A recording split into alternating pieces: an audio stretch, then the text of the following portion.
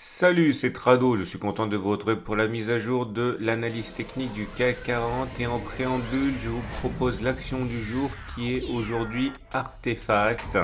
Artefact qui est dans une situation assez intéressante puisque comme vous pouvez le voir tout d'abord, la tendance est clairement haussière. On est au-dessus de la M200 qui monte, on est au-dessus de la M50 qui monte, au-dessus de la M20 qui monte et on est au-dessus de la M7 qui monte. Donc la tendance de long terme, la tendance de fond, la tendance générale et la tendance immédiate sont haussières. En plus, nous venons sur la séance d'aujourd'hui, enfin d'hier, le 7 juillet, nous venons de casser une résistance, celle des 4,81, 5,15. Ici, c'était la zone qui a entraîné la baisse, la dernière impulsion baissière. Et en toute logique, puisque cette zone a été cassée, elle a changé de polarité, elle devient support, ce qui signifie que un tout retour dans cette zone pourrait faire l'objet d'achat de la part de retardataires. Et la deuxième bonne nouvelle, c'est que nous avons en dessous de nos pieds un support hebdomadaire, c'est-à-dire un support qui est censé être encore plus solide. Et contrairement au support journalier, je vous bascule rapidement en données hebdomadaires. La cassure de ce support, de cette résistance devenue support, est bien plus ancienne. Elle a déjà fait ses preuves. C'était une résistance, elle a été cassée. On a fait notre throwback là-dessus, on a rebondi. Donc voilà, c'est ce qui est intéressant avec Artefact. Hein. On est sur une configuration graphique et technique assez importante. Alors maintenant, un petit détour du côté des volumes vous montre qu'il y a une montée des volumes par rapport aux 3 séances, même 4-5 séances précédentes. Donc voilà, ça aussi c'est intéressant. Autre élément à prendre en considération pour voir la bonne santé d'Artefact, hein, un croisement haussier Trix, un croisement haussier de l'oscillateur KST, le stochastique également, bon, un non-croisement haussier MACD, bon, vous voyez, il y a beaucoup d'éléments qui peuvent satisfaire hein, les investisseurs qui cherchent des actions bien orientées. Maintenant, on va essayer de transformer ça en quelque chose de tradable, et pour ça, on va backtester ce qui vient de... Non, il ne vient pas de se produire, ça s'est produit sur cette bougie, la M7 qui montait a croisé la M20 qui montait. Ça s'appelle un croisement haussier fort.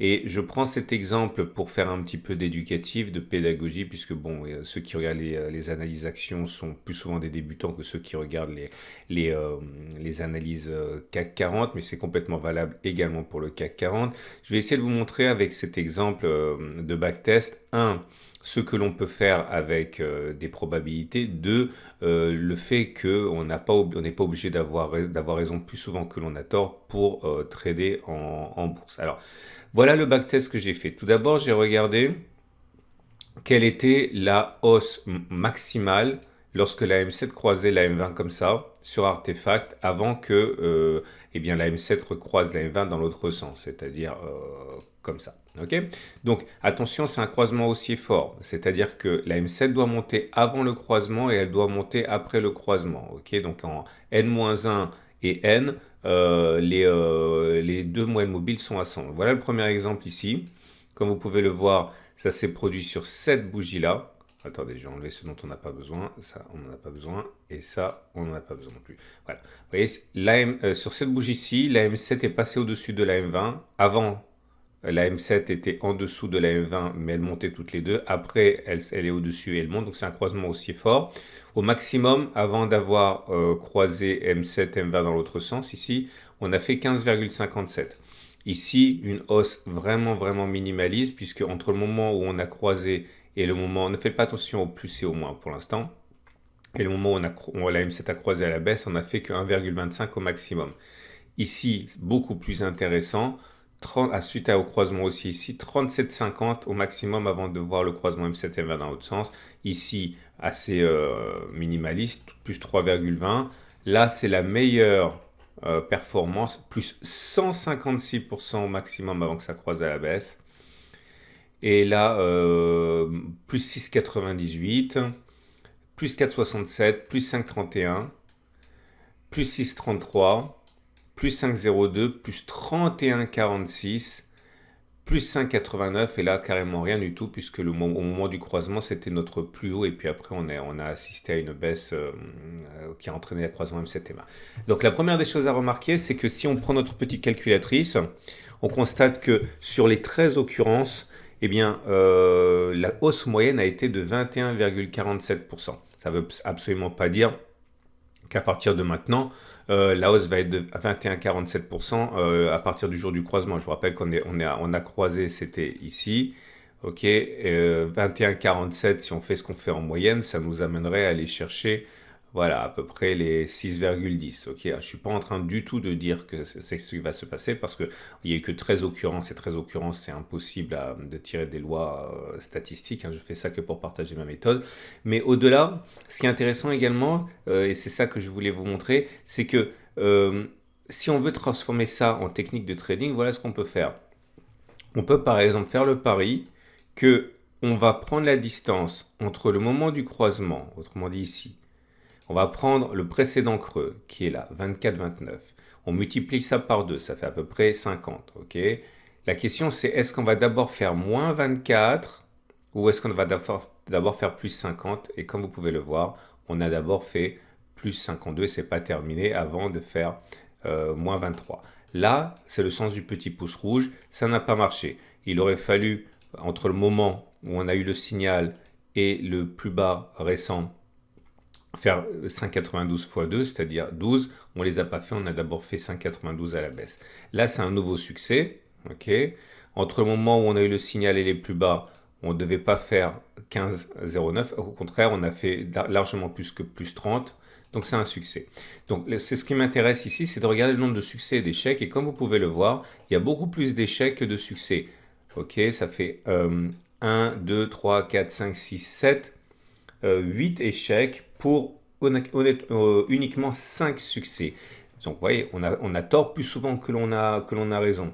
Mais comme on gagne 2 fois plus dans cette stratégie que l'on ne perd quand on a tort, eh bien, 5 fois on a gagné 200 euros. Je prends un exemple, ça veut dire qu'on a gagné 1000 euros. Vous pouvez multiplier par 10, par 100, par 10 000, ce que vous voulez. Ça fait, on a gagné 1000 euros, on a perdu 8 fois 100 euros. Ça fait 800 et vous voyez bien que sur 13 occurrences, eh bien, on a gagné 1000, on a perdu 800. Enfin, 1000, 10 000, 100 000, c'est vous qui voyez combien vous voulez investir.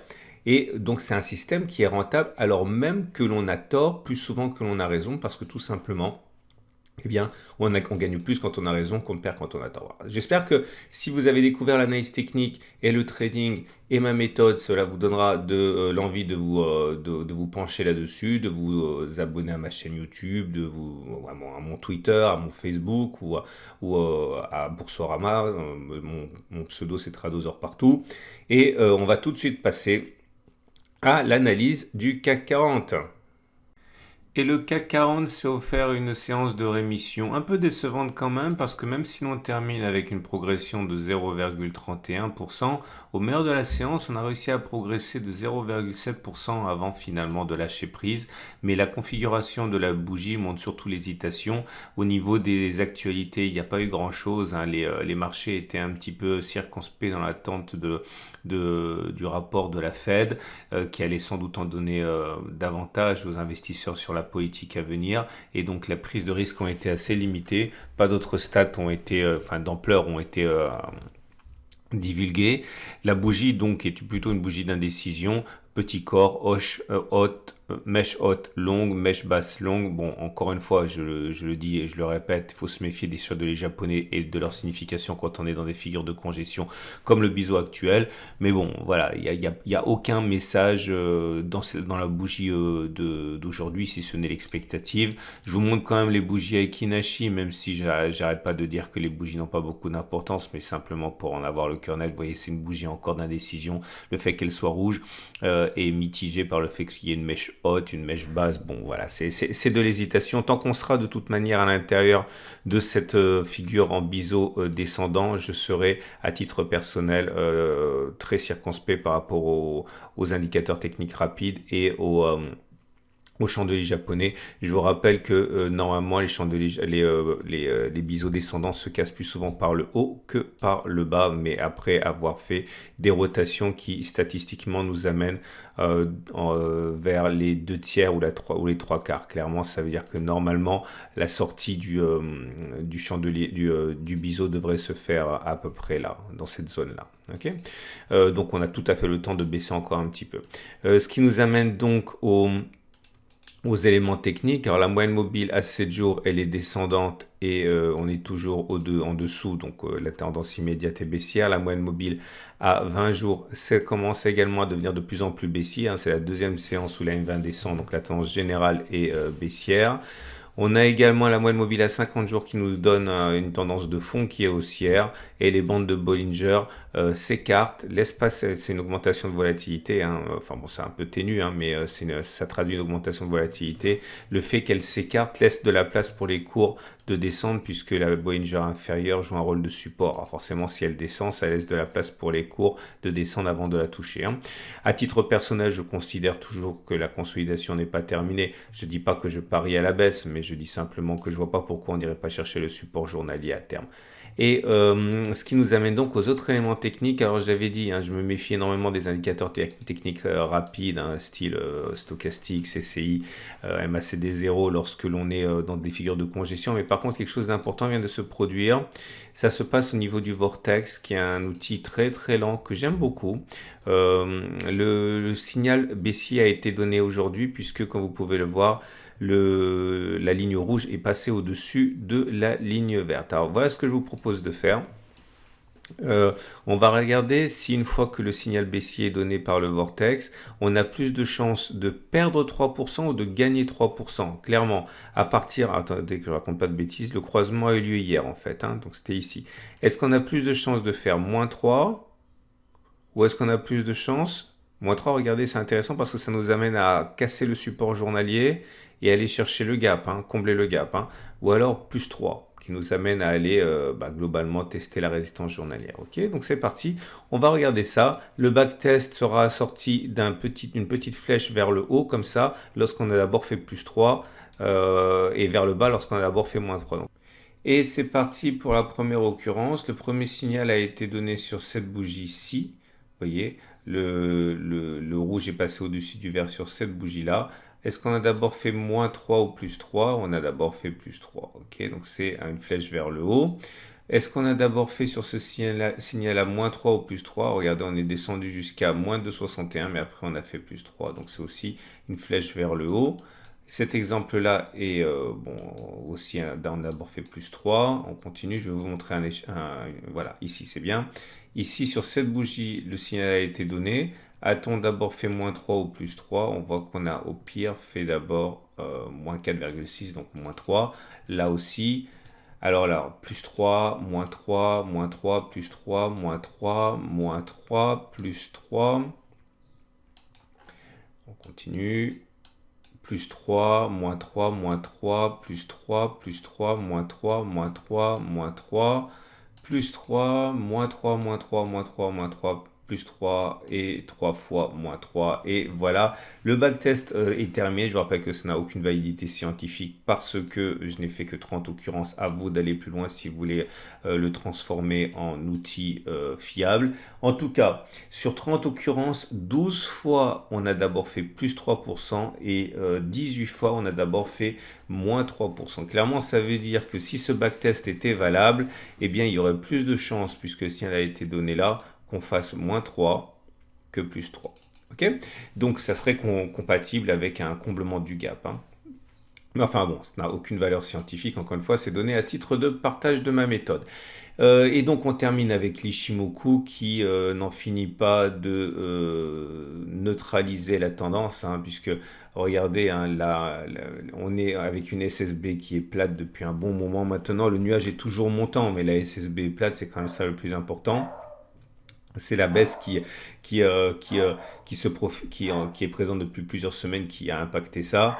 On a toujours la Kijun et la Tenkan qui se sont croisées. La Tenkan est de plus en plus plate, donc on voit que la tendance immédiate est neutre. On est au-dessus de la Kijun qui monte, donc la tendance générale est baissière et neutre également. Bref, vous l'avez compris, la tendance devient de plus en plus neutre. Attention, ne cassons pas le super trend. Cela fait 4 tentative de cassure du super trend en 5 séances.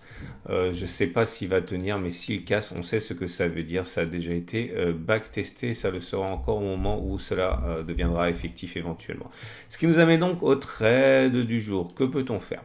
Bon, si vous voulez spéculer à la baisse, vous avez un bon ratio gain-risque parce que si vous mettez votre stop loss à plus 3 ici, ça nous amène à être protégé par la résistance journalière et ça nous amène à viser. Bon, c'est un peu compliqué parce qu'on vise la cassure du support, hein. Mais bon, voilà, quand j'ai fait le backtest, j'ai pas non plus regardé les supports et les résistances, j'ai fait du tout venant, hein. Donc, bon, vous pouvez spéculer à la baisse comme ça. Si vous voulez spéculer à la hausse, bon, vous l'avez compris, hein, moi je suis pas acheteur avant d'aller chercher le support journalier et je suis pas acheteur avant d'avoir cassé la résistance journalière. Voilà ce qu'on pouvait dire. C'est une excellente journée. Je vous invite à regarder la dernière vidéo sur l'or que j'ai publiée et vous retrouverez sur le site les matrices de trading, hein, que je publie tous les jours pour les traders en intraday.